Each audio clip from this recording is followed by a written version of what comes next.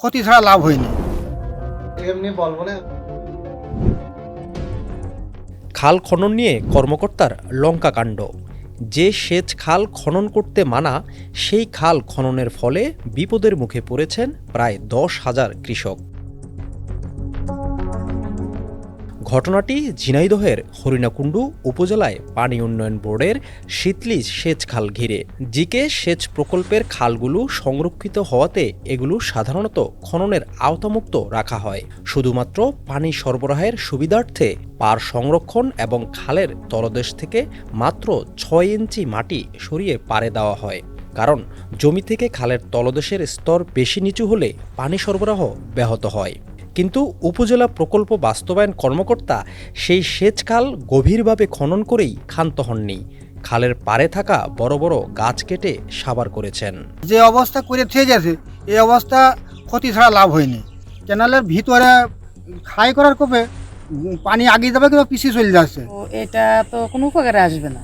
আর যে খালটা খনন করার কথা ছিল সেটা খনন করলে অবশ্যই মানুষের উপকারে আসতো। মাটির থেকেও খালের গভীরতা বেশি হয়ে গেছে, এখন পানির জন্য মাঠে তো আর পানি উঠবে না, এই জন্য গভীর হওয়ার কারণে মাঠে পানি উঠবে। আমাদের জন্যই খারাপ। খোঁজ নিয়ে জানা যায়, ত্রাণ ও দুর্যোগ ব্যবস্থাপনা অধিদপ্তরের বিশেষ অনুদানে 2025-26 অর্থবছরে প্রায় 2 কোটি টাকা ব্যয়ে হরিণাকুণ্ডু উপজেলায় জটার খাল ও ভালকি ছোট খাল নামে 2 খাল খননের নির্দেশনা দেওয়া হয়।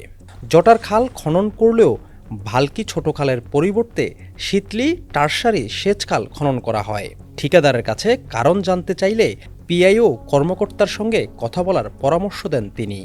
এটা হচ্ছে পিআই সাহেবের নিয়ম অনুযায়ী পিআই যাচ্ছে যে কথা মতো যেভাবে কাজ করে, ঠিক আছে, পিআই সাহেব সব জানে।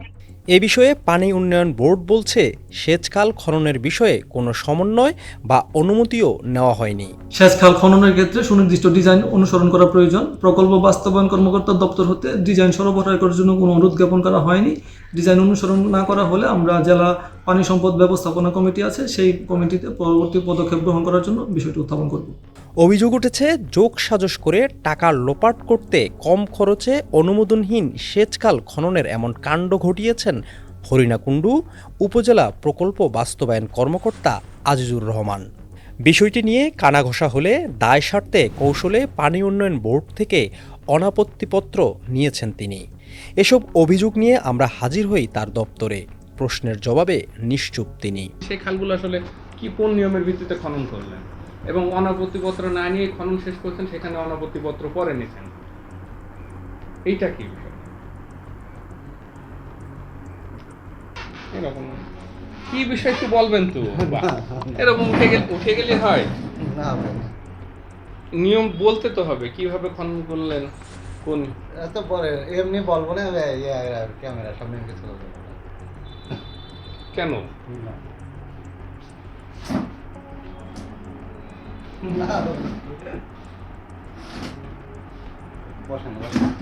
একে তো খাল খননে অনিয়ম, তার উপর শ্রমিকদের দিয়ে মাটি কাটার কথা থাকলেও ব্যবহার করা হয় ভেকু মেশিন।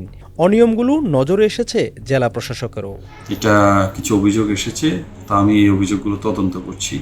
মূলত অভিযোগের বিষয়ে যদি তদন্ত প্রমাণিত, সেই ক্ষেত্রে আমরা প্রয়োজনীয় ব্যবস্থা গ্রহণ করব। অনিয়মিতভাবে যদি খাল খনন করা এবং সায়েন্টিফিক্যালি যদি খাল খনন না করা, এবং স্থানীয় যারা কৃষক এবং আমার যারা ওই এলাকার বাসিন্দা যারা আছেন, তারা যদি এখান থেকে কোনো রকম সেবা না পেয়ে থাকে, সেক্ষেত্রে পুনরায় এক প্রয়োজনে আমরা এই খালটি কীভাবে সায়েন্টিফিক্যালি করা যায় সেই বিষয়টা আমরা বিবেচনা করি। শীতলী সেচ খালটি 11 থেকে 30 মে টানা 20 দিন ধরে খনন করলেও কোনো ব্যবস্থা নেওয়া হয়নি। সংশ্লিষ্টদের দায় দায়িত্ব নিয়েও উঠেছে প্রশ্ন।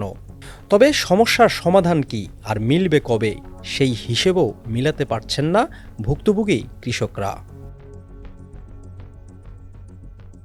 ডেস্ক রিপোর্ট, সমকাল।